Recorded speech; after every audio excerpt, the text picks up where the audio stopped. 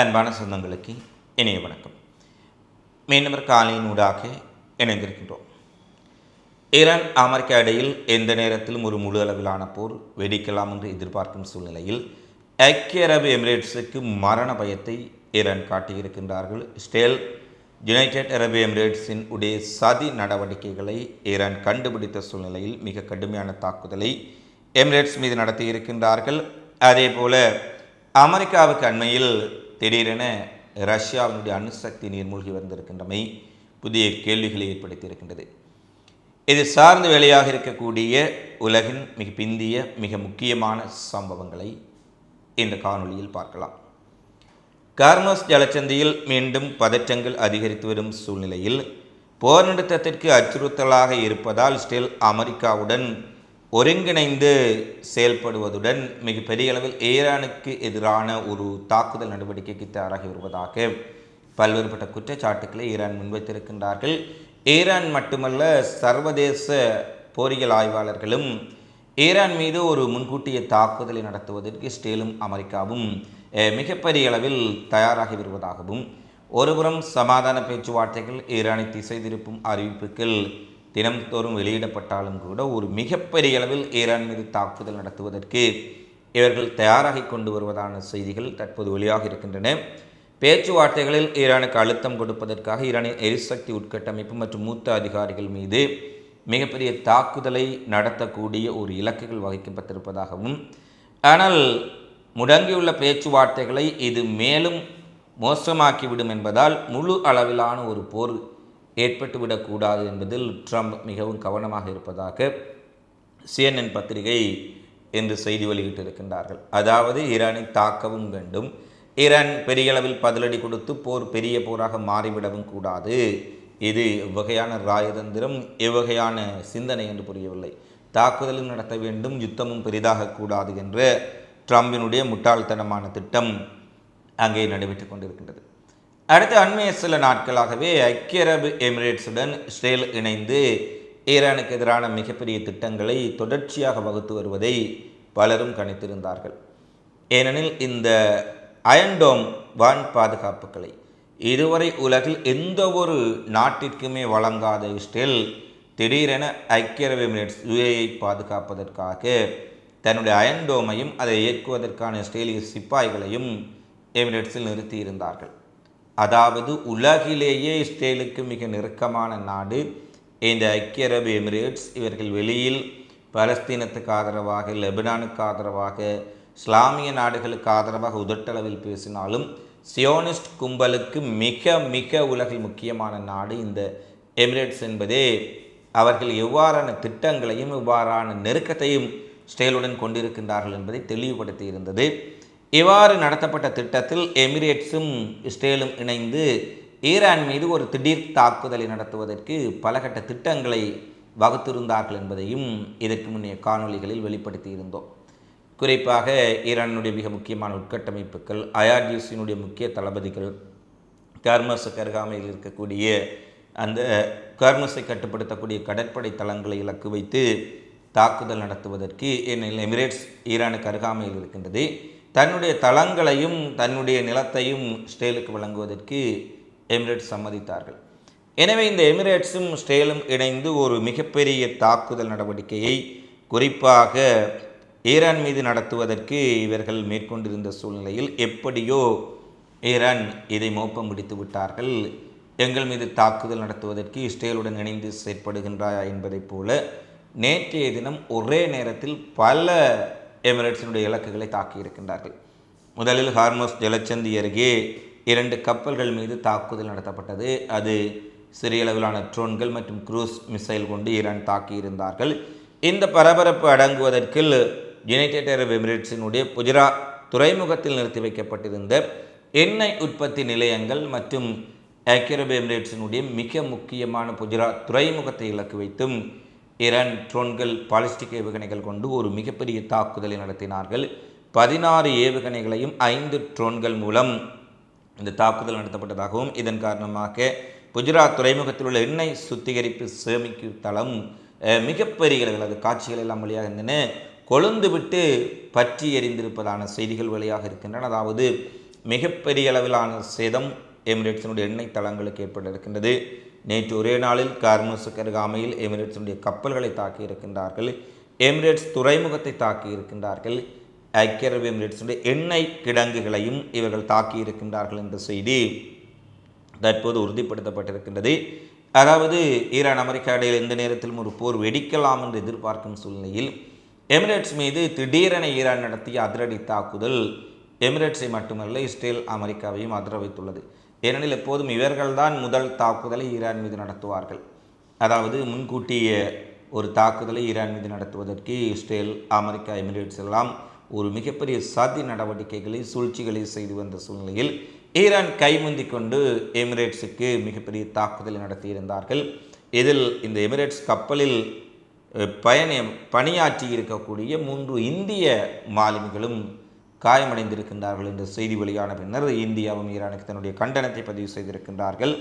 எது எப்படி இருப்பினும் இந்த தாக்குதலின் பின்னர் மிகப்பெரிய அளவில் பதற்றம் உச்சமடைந்திருக்கின்றது. ஏனெனில் இப்போ எமிரேட்ஸ் இஸ்ரேல் அமெரிக்காவின் நெருங்கிய கூட்டாளி. இஸ்ரேல் நேரடியாக தன்னுடைய அயன்டோம்களை இறக்கி பாதுகாப்பு கொடுக்கும் அளவுக்கு சியோனிஸ்டுகளுடன் நெருங்கிய ஒரு நாடு. எனவே எமிரேட்ஸ் மீது நடத்தப்பட்ட தாக்குதலுக்கு பதிலடியாக இஸ்ரேல் அமெரிக்கா எந்த நேரத்திலும் ஈரான் மீது ஒரு தாக்குதலை நடத்துவதற்கான வாய்ப்புகள் இருப்பதால் எங்கே இந்த தாக்குதல்கள் முழு அளவிலான போரை தூண்டிவிடுமோ, மீண்டும் மத்திய கிழக்கு முழுவதும் பற்றி எறியக்கூடிய ஒரு சிக்கலான நிலை ஏற்படுமோ என்பதுதான் பலருக்கு ஏற்பட்டுள்ள ஒரு கவலையாக மாறியிருக்கின்றது.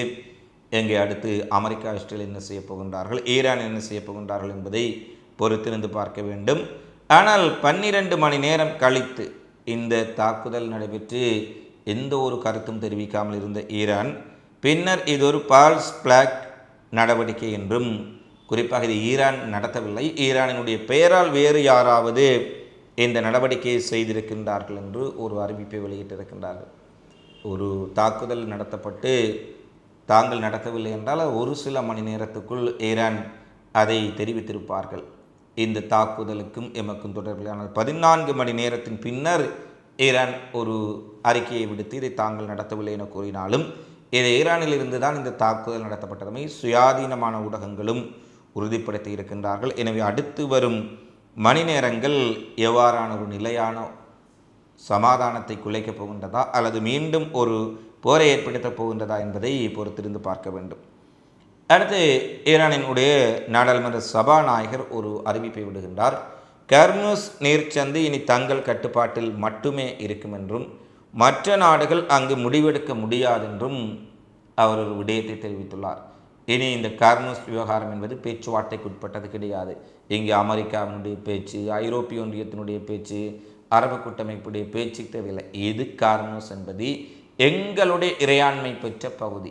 இங்கே என்ன முடிவெடுக்க வேண்டும், கப்பல்கள் செல்வதா, நிறுத்துவதா, அதை மறிப்பதா, விடுவதா என்பது எங்களுடைய சொந்த பிரச்சனை.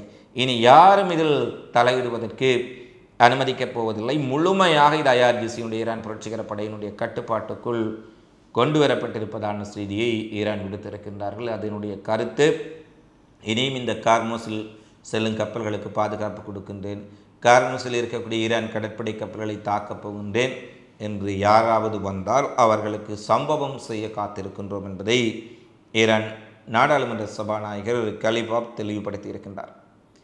ஈரான் போர் ஈரான் அமெரிக்கா இடையே மட்டுமல்ல, ஈரான் இஸ்ரேல் இடையே மட்டுமல்ல, அமெரிக்கா நேட்டோ நாடுகளுக்கிடையேயும் மிகப்பெரிய பிளவை ஏற்படுத்தியுள்ளது.